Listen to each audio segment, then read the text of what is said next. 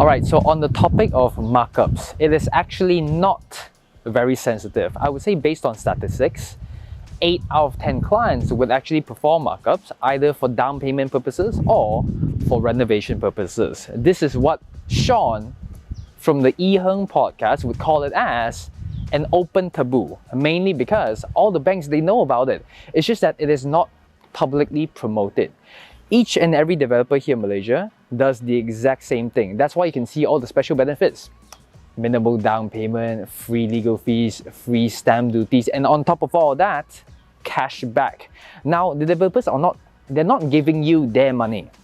They're actually giving your money back to you via cashbacks. Same goes for your free legal fees, free stamp duties, and free MOTs. They're just giving it all back to you via your bank loan.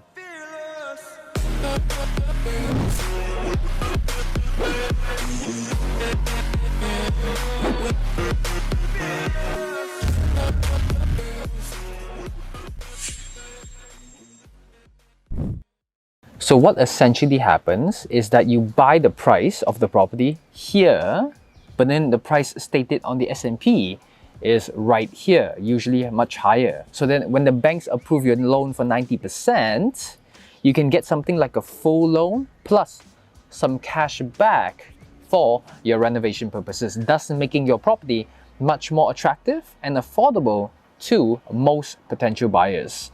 Now, the pros and cons. Now the pros. 3 pros. Number 1, now you will be able to compete with developer new projects whereby they have all the benefits.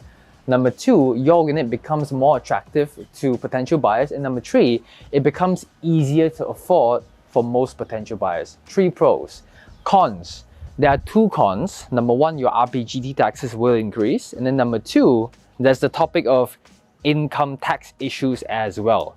But actually, your cons are actually pros. Why? Because the RPGT taxes will all be paid by the potential buyers, of course, for their own portions only. Which also means that in terms of your income tax, now you can file for a higher amount without having to pay for it, which means that you get a stronger profile without having to pay for it.